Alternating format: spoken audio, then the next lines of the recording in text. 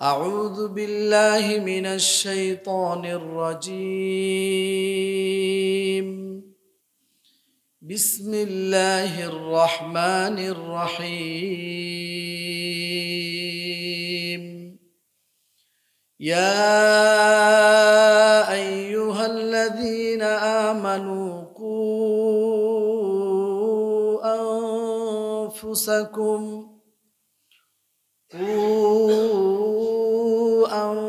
أنفسكم وأهليكم نارا وقودها الناس والحجارة عليها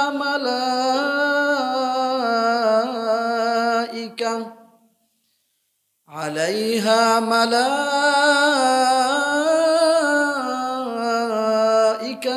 غلاظ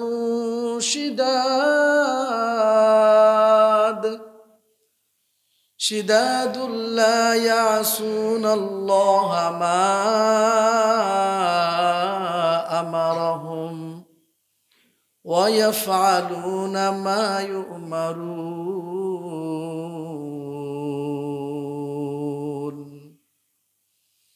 وقال رسول الله صلى الله عليه وسلم: ما نحل والد ولدا من نحل أفضل من أدب حسن، أو كما بين النبي عليه الصلاة والسلام. وقال تعالى في شان حبيبه مخبرا وآمرا: إن الله وملائكته يصلون على النبي يا أيها الذين آمنوا صلوا عليه وسلموا تسليما. نماز الدرود পড়ি। اللهم صل على محمد وعلى آل محمد كما صليت على إبراهيم وعلى آل إبراهيم إنك حميد مجيد. اللهم بارك على محمد وعلى آل محمد كما باركت على إبراهيم وعلى آل إبراهيم إنك حميد مجيد. رب زدني علما رب زدني علما رب زدني علما. رب اشرح لي صدري ويسر لي أمري واحلل عقدة من لساني يفقه قولي. سبحانك لا علم لنا إلا ما علمتنا إنك أنت العليم الحكيم. اللهم انفعنا بالإيمان، اللهم انفعنا بالقرآن، اللهم علمنا ما ينفعنا وانفعنا بما علمتنا وزدنا منه. আলহামদুলিল্লাহ, আল্লাহ রব্বুল আলমিনের দরবারে অসংখ্য অগণিত শুকর ও সুজুদ যে মহান রব্বুল আলমিন আমাদেরকে ভালোবেসে মহাব্বত করে তার ঘরে আসার বসার তৌফিক দান করেছেন। দিল থেকে কালিমাতুশ শুকর আদায় করি আলহামদুলিল্লাহ। সম্মানিত হাজেরিন, আমাদের আলোচ্য বিষয় ছিল পিতামাতার উপরে সন্তানের কয়টা হক, কি কি হক আছে। বেশ কয়েকটি হকের আলোচনা আমরা সমাপ্ত করেছি। মোটামুটি 7টা হকের আলোচনা হয়েছে।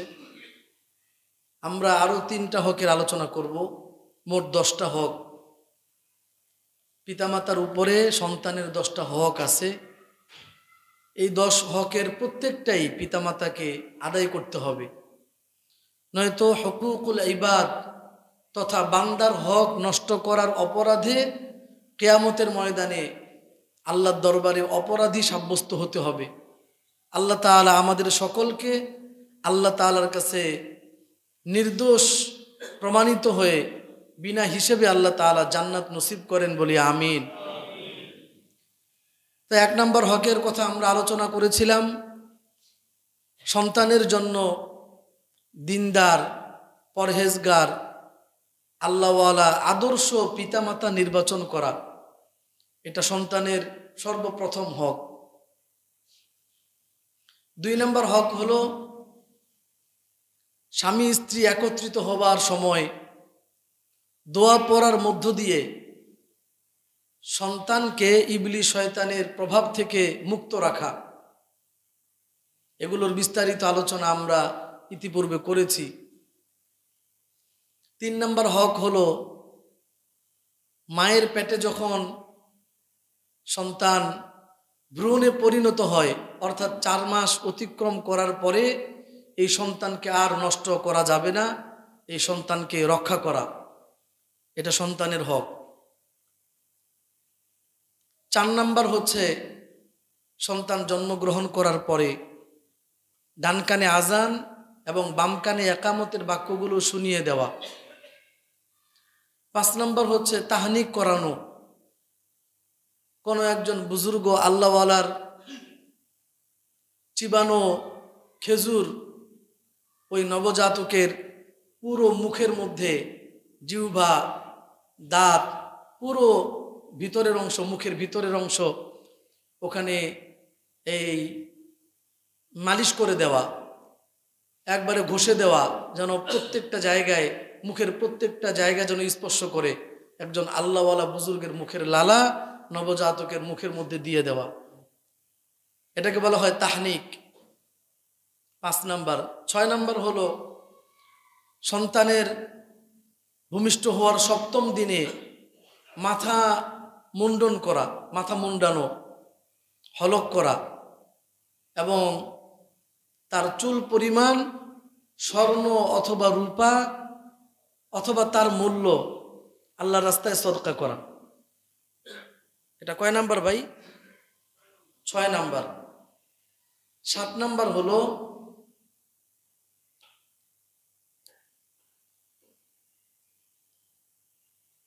সুন্দর অর্থবোধক একটা নাম রাখা। সাহাবায়ে কেরামের নাম, আম্বিয়া আলাইহিমুস সালাতু ওয়াস সালামের নাম, এভাবে যে সকল নাম কোরআন হাদিসে আসছে, সুন্দর অর্থবোধক নাম রাখা, এটা হলো 7 নাম্বার। 8 নাম্বার হচ্ছে আকিকা করানো, আকিকা দেওয়া বাচ্চার পক্ষ থেকে। এটা আমাদের সমাজে আলহামদুলিল্লাহ প্রচলিত আছে। আগে না থাকলেও বর্তমানে পিতামাতারা এই ব্যাপারে খুব সচেতন। আকিকা দেওয়া এটা সুন্নতে মুয়াক্কাদা। আবার কেউ কেউ বলেছেন সন্তানের পক্ষ থেকে আকিকা দেওয়া এটা হলো ওয়াজিব। আমরা এমন অনেক কাজ করে ফেলি যেগুলোর প্রয়োজন নাই। মনে করেন যখন বিবাহ শাদী হয় মানুষের, তখন বিশাল বড় এক খাবারের আয়োজন করে। ছেলের পক্ষ থেকে এতজন মানুষ খাবে, মেয়ের পক্ষ থেকে এতজন মানুষ খাবে। অহেতুক, অনর্থক, অযথা সমাজকে দেখাবার জন্য, আমার টাকা আছে, অর্থ সম্পদ আছে, এটা প্রকাশ করার জন্য বাস বিশাল বড় এক আয়োজন করলো। টাকা হলে মানুষের গুনাহের মাত্রা বেড়ে যায়, টাকা হলে অহংকার বেড়ে যায়, টাকা হলে মানুষের ভাব বেড়ে যায়, টাকা হলে পোশাকগুলো আস্তে আস্তে ছোট হওয়া শুরু করে, টাকা হলে খাবারের আইটেম বেড়ে যায়, খাবার নষ্ট হওয়া শুরু হয়। এগুলো হচ্ছে টাকা আসলে এই মানুষের ক্ষতিকারক অনেকগুলো বিষয়। এই জন্য টাকা এমন এক জিনিস, এর মাধ্যমে মানুষ গুনাহ থেকে বাঁচতে পারে না। আগে তার ঘরে গান বাজনা হতো না, এখন গান বাজনা হয়, তার টাকা বেড়ে গেছে। আগে অত অহংকার দেখাতো না, বন্ধু বান্ধব যারা আছে ভালোই, এখন টাকা পয়সা হয়ে গেছে, এখন আর বন্ধু বান্ধবদেরকে পাত্তা দেয় না। বলে তুই আর আমি কি সমান? সমান হলে তুই এখনো তো নিচে আসোস, আমি উপরে উঠে গেছি, নিজের যোগ্যতা মনে করে। দেখেন এই লোকটা নিজের ছেলে মেয়ের বিবাহে এত বিশাল বড় একটা অঙ্ক খরচ করলো। যে ধনী সেও খরচ করতেছে, যে গরিব সেও ধনীদের সাথে পাল্লা দিয়া বাস এই খরচ করতেছে। টাকা পয়সা নাই তো কি হয়েছে, লোন নাও, লোন নাও, হাওলাত করো, ঋণ নিয়ে এরপরে একটা বিবাহের মধ্যে আয়োজন করো, বিশাল বড় এক গরু জবাই করো, দাওয়াত দাও, এলাকাবাসীর দাওয়াত দাও, আত্মীয় স্বজনের দাওয়াত দাও, একটা টেবিল নিয়ে বসে যাও, খাতা আর কলমে সব হিসাব করো। এটা আসলে ভিক্ষাবৃত্তি অথবা ডাকাতি অথবা বলেন বিজনেস, এটা দাওয়াত না। দেখেন ডাক্তার যখন অপারেশন করে তখন রোগীর কাছে ভালো লাগে না খারাপ লাগে? একটু কথা বললেন, মজা লাগে? এগুলো হচ্ছে আমাদের রোগ, আমাদের সমাজের। যেই পিতামাতা এই লক্ষ লক্ষ টাকা খরচ করে এলাকাবাসীরে খাওয়াইলো, নষ্ট করলো, এই লক্ষ লক্ষ টাকা খরচ না করে যদি আপনি আপনার সন্তানের অ্যাকাউন্টে রেখে দিতেন, বিবাহের 1 বছর পর যখন আপনার নাই নাতনি হওয়ার সময় আসবে তখন সিজারের জন্য 30,000 টাকা খুঁজে পায় না, ওর কাছে দৌড়াইতে হয়, ওর কাছে দৌড়াইতে হয়, ওর কাছে হাত পাততে হয়, তার কাছে হাত পাততে হয়। বাচ্চাটাকে একদিন আইসিইউতে রাখলে কত টাকা পয়সা খরচ, তখন আপনি টাকা খুঁজে পান না। যাদেরকে আপনি দাওয়াত দিয়ে খাওয়াইছেন এরা আপনাকে 2 টাকা সহযোগিতা করবে না? করবে? আপনি তো দাওয়াত দিয়ে খাওয়াইয়া, কেউ কেউ তো আছেন ওই যে খাতা আর কলম নিয়ে উসুল করে নিছেন, খাইবা আর টাকা দিয়ে যাইবা, এটা দাওয়াত। এই দাওয়াত দেওয়াও হারাম, এই দাওয়াত খাওয়াও হারাম। আমি এটা আবেগে বলি নাই, এটা মাসালা। এই যে আপনি এত বড় একটা আয়োজন করলেন ছেলের মেয়ের বাড়িতে, হ্যাঁ মেয়ের বাবারে বলতেছে 500 মানুষ আসবে তোমার বাড়িতে আমার পক্ষ থেকে, ছেলের বাড়ির পক্ষ থেকে বরযাত্রী হিসেবে 500 মানুষ আসবে। আমি এলাকার মধ্যে প্রভাবশালী ব্যক্তি, মান্যগণ্য ব্যক্তি, নেতৃস্থানীয় ব্যক্তি, আমার এতগুলো মানুষ যদি না খাওয়ান তাহলে আমার সাথে এটা যায় না। এবার মেয়ের বাবা কি করবে? ছেলে ভালো, এখন মেয়েকে বিয়ে দিতে হবে, লেখাপড়া করাইছে, কলিজার টুকরা সন্তানকে দিয়ে দিতেছে, সেখানে আবার খরচের উপর খরচ। আপনি এই যে এতগুলো মানুষকে বরযাত্রী হিসেবে নিয়ে গেলেন, এই যারা যাইতেছে ইসলামী দৃষ্টিকোণ থেকে সব হারাম। বলেন এই রোগ আমাদের সমাজে আছে না নাই? আপনি ওই অঙ্কটা আপনার মেয়েরকে দিয়ে দেন না, আপনার মেয়ের জামাইকে দেন। যেটা 5 লক্ষ টাকা লাগতো 50,000 টাকায় শেষ করে দেন। দিনদার আল্লাহওয়ালা ফ্যামিলি হন তাহলে সহজ। বদ্দিন যদি হয়, দিনহীন যদি হয়, দিনদার যদি না হয় তাহলে পদে পদে আপনাকে ভুগতে হবে। আর দিনদার হলে সহজ, মসজিদে বিবাহ শাদী কইরা খেজুর ছিটায় দেন, 5 কেজি খেজুর নিয়ে আসেন, আজুয়া খেজুর মোটামুটি 1,000-1,200 টাকার মধ্যে দিয়ে দেন, শেষ, সহজ। ওই টাকাটা আপনি আপনার সন্তানের জন্য রেখে দেন, এরা পরবর্তীতে এটা খরচ করবে। তোমরা যদি বিপদে পড়ে যাও বাবা তুমি খরচ করো। জামাই আপনি ভবিষ্যতে যদি কোনো ব্যবসা বাণিজ্য করতে হয় আপনি এটা খরচ করেন, বিপদ আপদের কথা বলা যায় না। এটা না করে বাস খরচ করো। আমি বলতেছিলাম আমরা আকিকা করি, আকিকার ক্ষেত্রে অতিরঞ্জন করা যাবে না, আবার আকিকা না করেও থাকা যাবে না। আকিকা হচ্ছে সুন্নতে মুআক্কাদা, কেউ কেউ বলেছেন আকিকা হলো ওয়াজিব।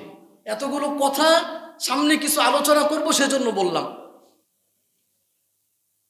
আল্লাহর হাবিব সাল্লাল্লাহু আলাইহি ওয়াসাল্লাম বলেছেন মান উলিদা লাহু ওয়ালাদুন ফাআহাব্বা আন ইয়ানসুকা আনহু ফালইয়াফআল, যে ব্যক্তির কোনো সন্তান জন্মগ্রহণ করলো সে যদি চায় তার পক্ষ থেকে আকিকা দিতে তাহলে সে দিতে পারে।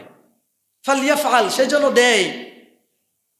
ফালইয়াফআল থেকে এটা আমরের সিগা, আমরা গায়েবের সিগা, ফালইয়াফআল, সে যেন এটা দেয়। তো ওয়াজিব বলেছেন, কেউ কেউ বলেছেন ওয়াজিব। আল্লাহ রাসূল সাল্লাল্লাহু আলাইহি ওয়াসাল্লামের হাদিস, আল্লাহর হাবিব সাল্লাল্লাহু আলাইহি ওয়াসাল্লাম বলেন, আমার সাথে সবাই একবার পড়েন সাল্লাল্লাহু আলাইহি ওয়াসাল্লাম। আল্লাহ নবী সাল্লাল্লাহু আলাইহি ওয়াসাল্লামের নাম শুনলে প্রথমবার সাল্লাল্লাহু আলাইহি ওয়াসাল্লাম পড়া এটা ওয়াজিব, পড়তে হবে। না হলে রাসূলুল্লাহ সাল্লাল্লাহু আলাইহি ওয়াসাল্লাম বলেছেন সে হলো বখিল। আল বখিলু মান যুকিরতু ইনদাহু ফালাম ইউসাল্লি আলাইহি, ওই ব্যক্তি হলো কৃপণ, কিপটা, যার সামনে আমার নাম উচ্চারণ করা হলো, নামের আলোচনা করা হলো, কিন্তু আমার উপর দুরূদ পড়লো না। সবাই মিলে আরেকবার পড়েন সাল্লাল্লাহু আলাইহি ওয়াসাল্লাম। আল্লাহ নবী সাল্লাল্লাহু আলাইহি ওয়াসাল্লামের উপরে দুরূদ পড়লে আমাদের লাভ। একবার দুরূদ পড়লে আল্লাহ তাআলা 10টা নেকি দান করেন, 10টা রহমত নাজিল করেন, 10টা মর্যাদা আল্লাহ তাআলা বৃদ্ধি করেন। আল্লাহ রাসূল সাল্লাল্লাহু আলাইহি ওয়াসাল্লামের যতটা না ফায়দা, তার থেকে বেশি ফায়দা আমরা যারা পড়ব আমাদের। তো আরেকবার অনেকে আছে সাল্লাল্লাহু আলাইহি ওয়াসাল্লাম, রাসূলুল্লাহ সাল্লাল্লাহু আলাইহি ওয়াসাল্লামের নামটাও সুন্দর করে বলতে চায় না, সাল্লাল্লাহু আলাইহি ওয়াসাল্লাম। সাল্লাল্লাহু আলাইহি ওয়াসাল্লাম কি আবার সাল্লাল্লাহু আলাইহি ওয়াসাল্লাম, সাল্লাল্লাহু আলাইহি ওয়াসাল্লাম বললে যদি 1 সেকেন্ড লাগে, আমি যদি বলি সাল্লাল্লাহু আলাইহি ওয়াসাল্লাম হয়তো 5 সেকেন্ড লাগবে, লাগুক না। আমার নবী সাল্লাল্লাহু আলাইহি ওয়াসাল্লামের উপরে আমি দুরূদ পড়ব, এটা কি সাল্লাল্লাহু আলাইহি ওয়াসাল্লাম পড়তে হবে না সাল্লাল্লাহু আলাইহি ওয়াসাল্লাম? অনেক বাবাজি আছে, ভাইয়েরা আছে, আল্লাহর রাসূল সাল্লাল্লাহু আলাইহি ওয়াসাল্লামের উপরে দুরূদ শরীফটাও পড়তে পারে না, দুরূদটাও পড়তে পারে না, সালামটাও দিতে পারে না শুদ্ধ কইরা, আসসালামু আলাইকুম, আসসালামু আলাইকুম। আপনারা দেখতেছেন বিশেষ করে নেতা শ্রেণী যারা আছে, এটা কি তাদের মানে কি বলে এটাকে এই ঐতিহ্য নাকি, যে ট্রেডিশন নাকি এটা, আসসালামু আলাইকুম এটা বলা? আরে মুসলমানের সন্তান, তার নামটা যদি শুদ্ধ না হয়, আপনি কি করলেন সারাটা জীবন, কি করলেন ভাই?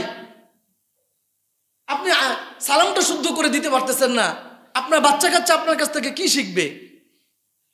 কিয়ামতের ময়দানে আল্লাহ তাআলা বলবেন সালামুন আলাইকুম তিবতুম ফাদখুলুহা খালিদিন।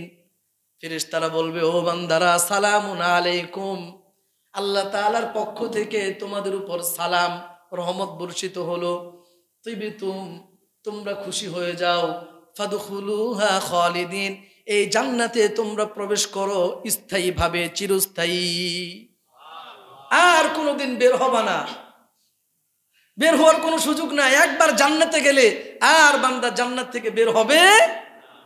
সালাম, এই সালামটা শুদ্ধ করে দেওয়ার দরকার আছে না নাই বলেন? কমন বিষয়গুলো, মুসলমানের যে বিষয়গুলো পরিচয় বহন করে, এগুলো আমরা সুন্দর করে দেই না, শিখি না, শেখার চেষ্টাও করি না। এটা আমাদের জন্য দুর্ভাগ্য। আপনার মনে কষ্ট নিয়েন না, এমন আছে না নাই বলেন? অনেক মানুষ আছে সালাম দিতে পারে না ভাই।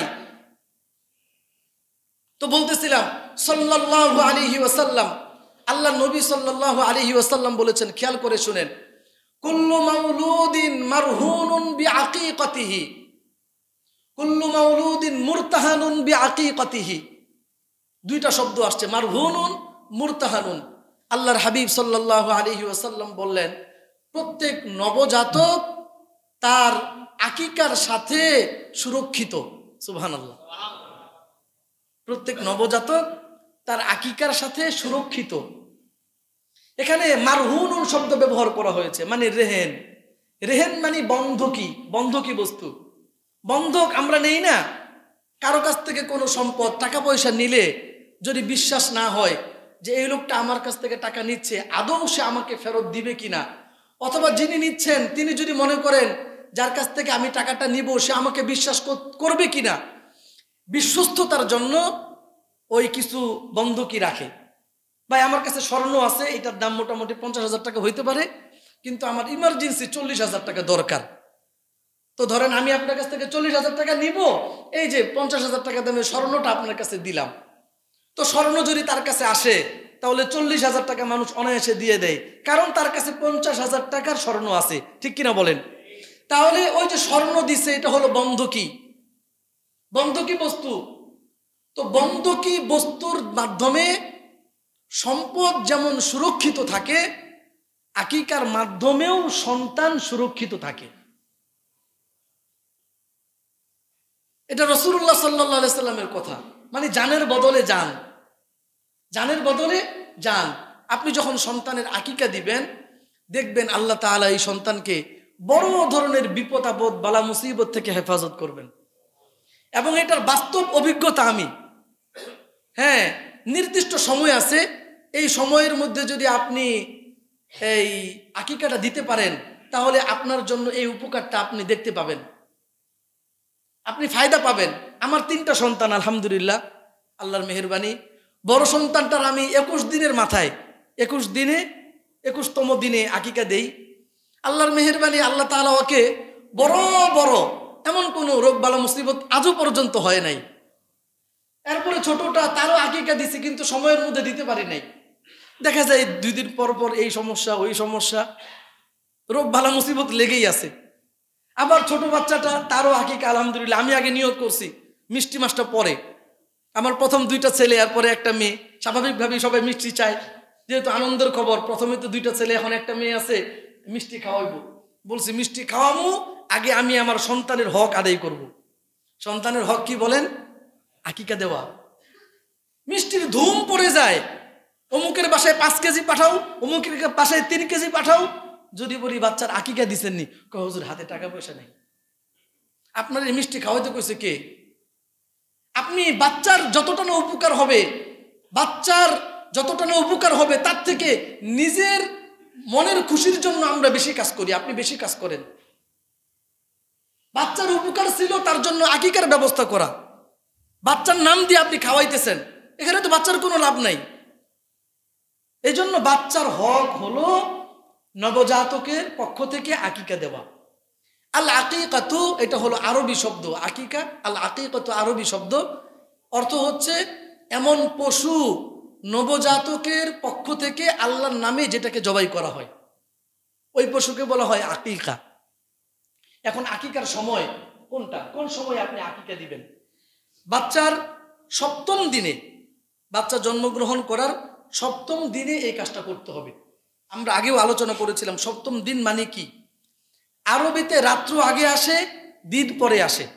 এই যে এখন শুক্রবার, ইয়াউমুল জুমা, জুমার দিন, এই জুমার দিনের রাত অতিবাহিত হয়ে গেছে। যেটা গত হয়ে গেছে ওইটা আজকের জুমার দিনের রাত। আর আজকে এই দিবাগত রাত, সামনে যে রাতটা আসতেছে, এটা শনিবারের রাত। সামনের রাত্রটা কি শুক্রবারের না শনিবারের? শনিবারের।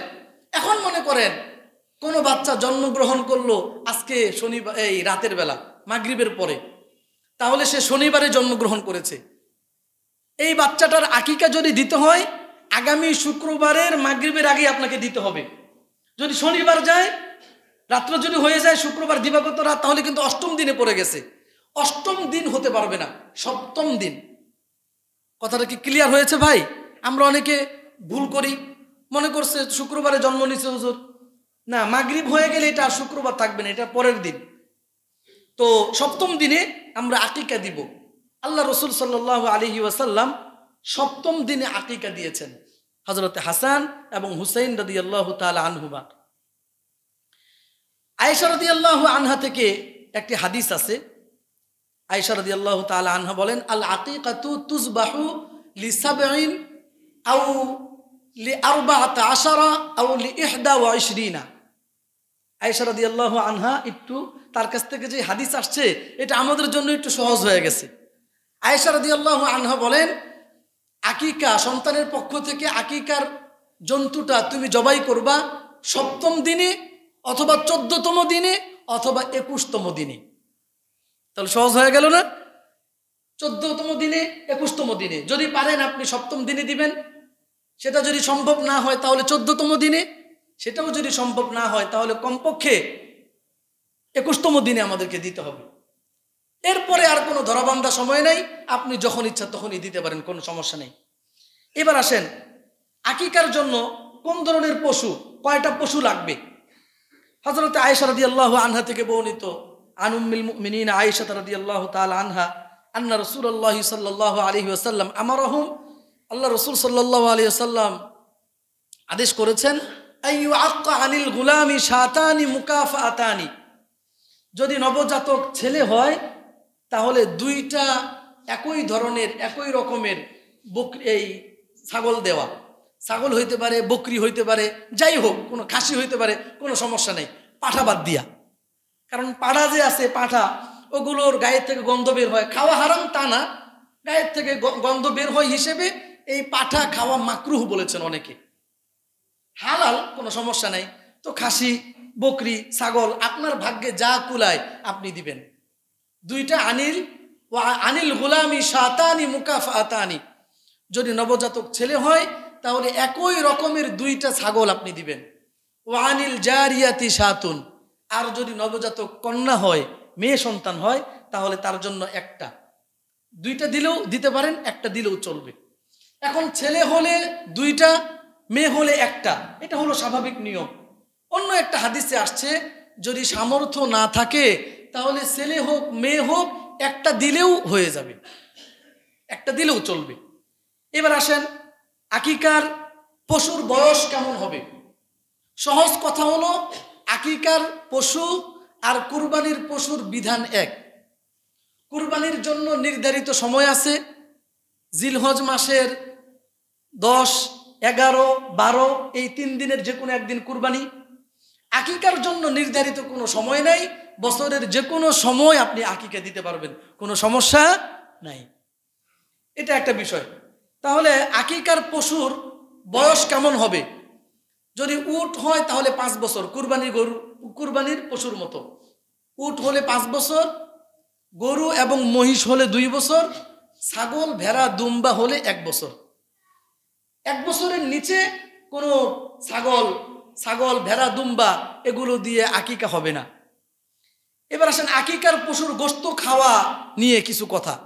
আমাদের সমাজে বহুল প্রচলিত, অনেকে জিজ্ঞেস করেন যে হুজুর, আকিকার গোশত কি আব্বা আম্মা খাইতে পারবো, দাদা দাদি খেতে পারবে কিনা? আকিকার গোশত, কুরবানির গোশত যেমন সবাই খেতে পারে, কোনো নিষেধাজ্ঞা নাই। আকিকার গোশত, আকিকার পশুর গোশত সবাই খেতে পারবে, পিতামাতাও খেতে পারবে, দাদা দাদি নানা নানি সবাই খেতে পারবে। কথা কি বুঝে আসছে ভাই? নাকি আপনি ওই যে 14 পুরুষ একটা কথা বলে আসছে ওইটা আপনি মেনে চলবেন? মানলে আপনার বিষয়, আমার বলার দায়িত্ব আমি বলবো। তাহলে আমরা যারা এখন থেকে শুনলাম এই আকিকার গোশত কারো জন্য খাওয়া কি বাধা আছে?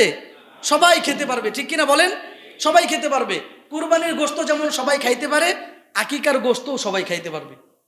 আকিকার গোশত বন্টন, কুরবানির গোশত যেভাবে বন্টন আমরা করি, আকিকার গোশতটাও ওইভাবেই বন্টন করব। 3 ভাগে ভাগ করা যায়, 1 ভাগ নিজের জন্য, 1 ভাগ আত্মীয় স্বজনের জন্য, আর 1 ভাগ গরিব মিসকিনদের জন্য। এভাবেও রাখতে পারেন। আবার এটাও করতে পারেন, আপনি আকিকার পশু জবাই করে রান্না বান্না করে এরপরে আপনি সবাইকে খাওয়াই দিলেন, কোনো সমস্যা নেই, নিজেও খাবেন, অন্যদেরকেও খাওয়াবেন। তাহলে এটা হচ্ছে আকিকা সম্পর্কে আলোচনা। তাহলে আমরা মাথায় রাখবো, আমার সন্তান জন্মগ্রহণ করবে, আমি জানতেছি সিজারে হোক নর্মাল ডেলিভারিতে হোক, আমার সন্তান ভূমিষ্ঠ হওয়ার আগে আমাকে মাথায় রাখতে হবে সন্তানের জন্মের 7ম দিনে আমি আমার সন্তানের জন্য কি দিব? আকিকা দিব। আপনি যদি আল্লাহর নাম নিয়া 10-15টা হাজার ঢাকা শহরে একটু দাম বেশি এই ছাগলের, আমাদের উত্তরবঙ্গে আবার দাম কম, 4-5 হাজার টাকা দিয়ে ছাগল পাওয়া যায় আলহামদুলিল্লাহ। তো ওই যাদের বাড়ি ওদিকে আছে, মাঝে মধ্যে আমাকে অনেকে দিয়ে দেয় যে হুজুর আপনি ওদিক থেকে, আমার আত্মীয় স্বজন যারা আছে, ভাই বেরাদররা, এবার আমার শ্বশুরও দেখি ওই গরু তো কুরবানি দিছেই, ছাগল একটা কুরবানি দিচ্ছে আমাদের ওদিক থেকে 5,000 টাকা দিয়ে একটা ছাগল। তো 5,000 টাকা দিয়ে একটা ছাগল যদি কুরবানি দিয়ে দেই, গরুতে কুরবানি দিলে কতজনের কত ধরনের আশা ভরসা থাকে, নিয়ত থাকে। 7 জনে মিলে শরীকে যদি কুরবানি দেয়, সহি হয় কি হয় না আল্লাহ মাহবুব জানে। তো আপনি 5-6 হাজার টাকা দিয়ে এমন কারোর সাথে যদি যোগাযোগ থাকে, পরিচয় থাকে, দিয়ে দিলেন যে ভাই তুমি জবাই কইরা ওদিকে বন্টন করে দাও, এগুলো আনার দরকার নেই, এটা সহজ। এজন্য আপনাদেরও যদি এমন কোনো ক্রাইসিস থাকে, মনে করেন যে হুজুর ঠিক আছে এখন এই মুহূর্তে টাকা পয়সা নাই, তা আমাকে বললে আমি ওইদিকে গরিব মিসকিন যারা আছে ওদিকে দিয়ে দিব, এতটুকু সহযোগিতা আমি ইনশাল্লাহ আপনাদেরকে করতে পারবো। বাকি আপনি এটা মাথায় রাখবেন যে আপনার সন্তানের আকিকা দিতে হবে। আপনি যদি 5টা হাজার টাকা 10টা হাজার টাকা খরচ করতে পারেন, আমি আশা করি আল্লাহ তাআলা অনেক বড় বড় বিপদ থেকে আপনার সন্তানকে হেফাজত করবে। যে এক একটা বিপদ ডাক্তারের কাছে গেলে 10-15 হাজার টাকা এমনি শেষ হয়ে যেতে পারে। হ্যাঁ, রাসূলুল্লাহ সাল্লাল্লাহু আলাইহি সাল্লাম যেহেতু বলেছেন, দেখেন আমাদেরকে বিশ্বাস করতে হবে। আমরা বিশ্বাস করতে পারি না, অনেক সময় দোয়া করি, ভাই দোয়া করেন আল্লাহর কাছে, হুজুর আমার দোয়া কি আল্লাহ কবুল করব?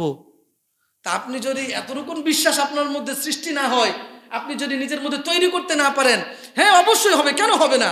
আল্লাহ তাআলা বলেছেন, বান্দা আমার কাছে দোয়া করো, আমি তোমার দোয়া কবুল করব।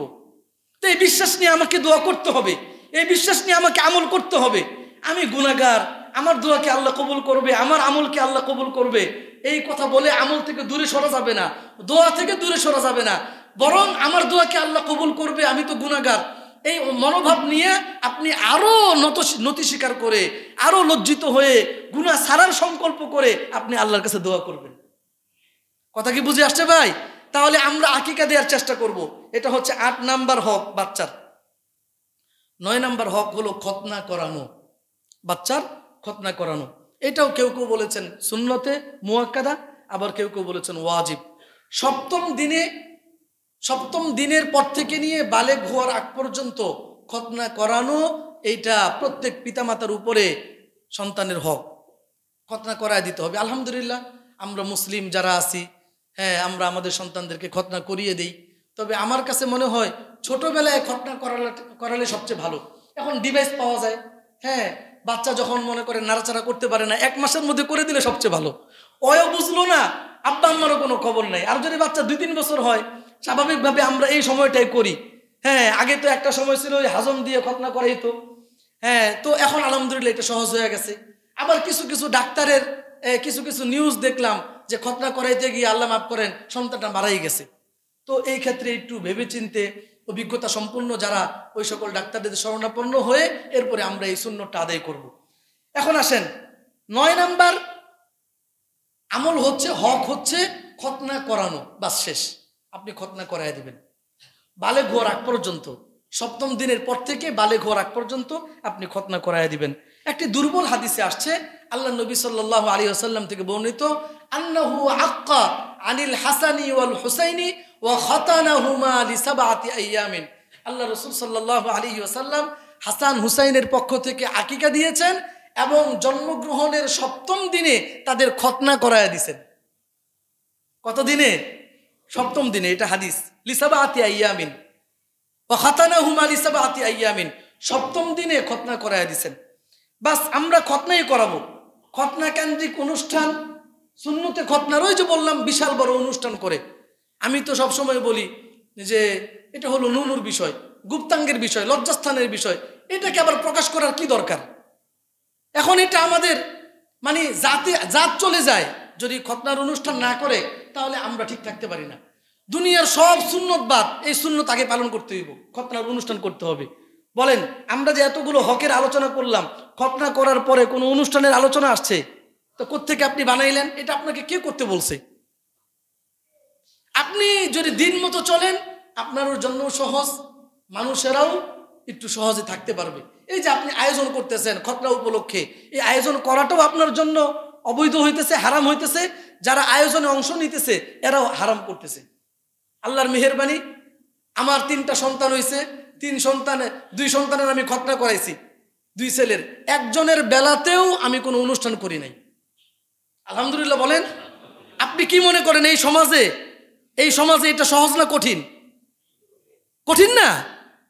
আরে আপনি বাবা যারা হননি এখনো, আপনি হয়তো বুঝবেন না। যারা আব্বা আম্মা হয়ে গেছে, সন্তানের খতনা করাইছে, আর আপনি অনুষ্ঠান করার নাই, আপনার 14 গোষ্ঠী উদ্ধার করে ফেলাইব। হয়েছে কিপটা, হয়েছে জন্মের কিপটা, কৃপণ, টাকা পয়সা আছে, আমরে খাওয়াইতে চায় না, এমনি তো দাওয়াত দেয় না, খতনা উপলক্ষে একটু দাওয়াত দিত।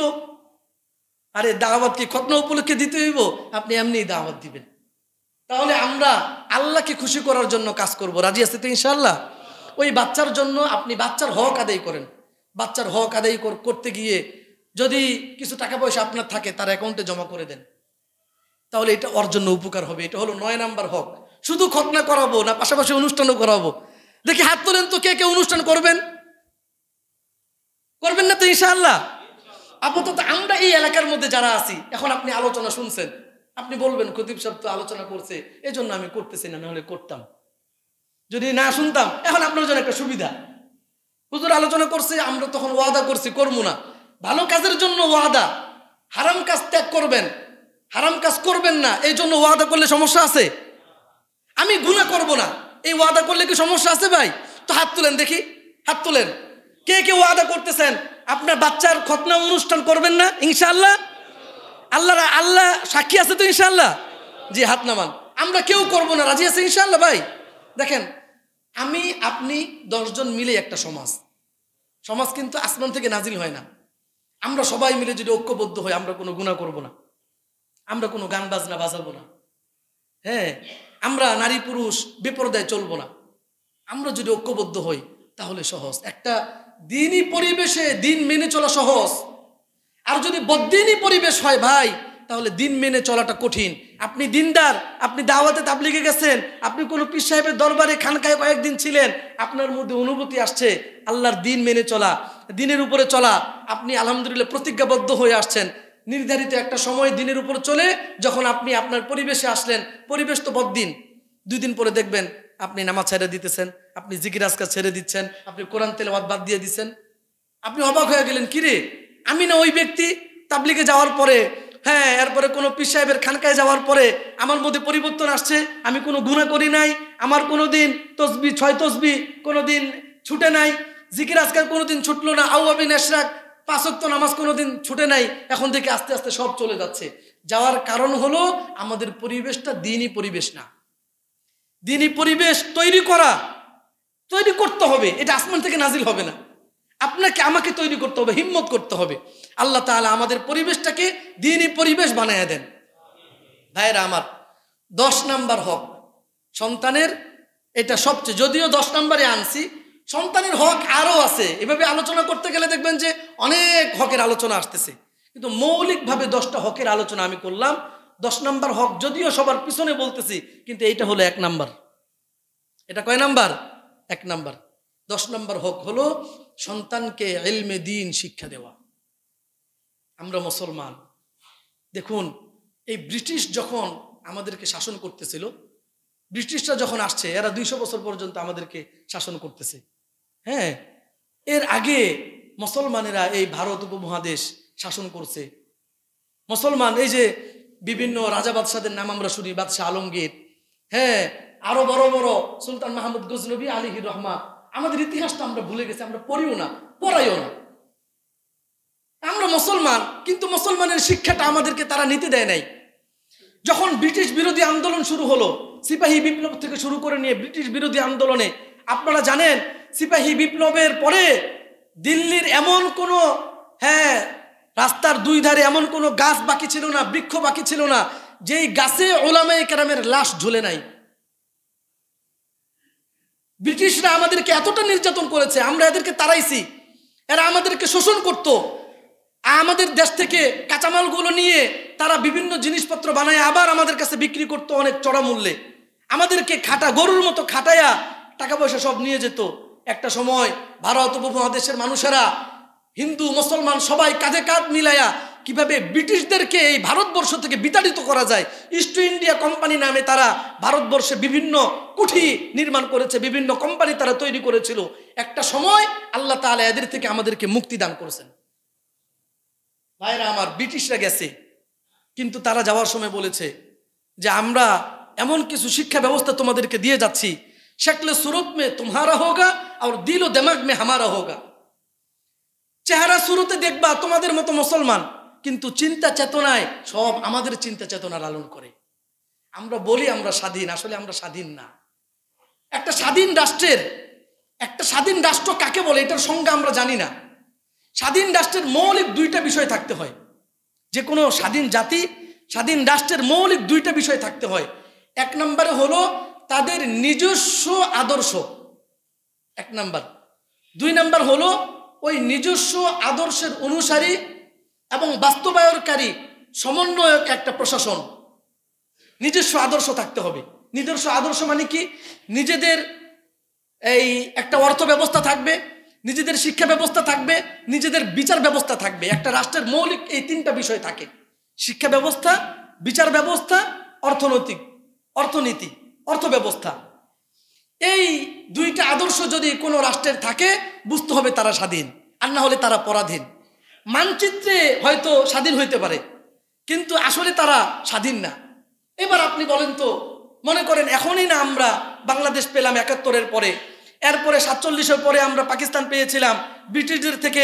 হ্যাঁ, যখন আমরা তাদেরকে দুর্বৃত্ত করলাম, বিতাড়িত করলাম, ৪৭-এর পরে ব্রিটিশরা এই জায়গা থেকে চলে গেল। কিন্তু আমাদের বিচারিক, আমাদের যত ধরনের ব্যবস্থা আছে একটা রাষ্ট্রের মৌলিক বিষয় যেগুলো, এগুলো কি আমাদের নিজস্ব নাকি তাদের ধার করা? একটু কথা বলেন। তাহলে স্বাধীন রাষ্ট্রের সঙ্গে আমি বলেছিলাম স্বাধীন মানে তো হলো নিজস্ব সবকিছু থাকবে। আপনার নিজস্ব কি আছে? আপনার না বিচার ব্যবস্থা নিজস্ব, আপনার না শিক্ষা ব্যবস্থা নিজস্ব, আপনার না অর্থনীতি নিজস্ব, সব কিছু আরেকজনের। সুতরাং ওরা যে বলেছিল আমাদেরকে তোমরা বিতরণ করছো, আমরা চলে যাচ্ছি, ঠিক আছে, শেখলে সুরত মে তোমারা হোগা, দিল দিমাগ সে হামারা হোগা। চিন্তা চেতনায় নৈতিক চরিত্রের দিক থেকে আমাদের মতো হবে, দেখতে শুনতে তোমাদের মতোই লাগবে।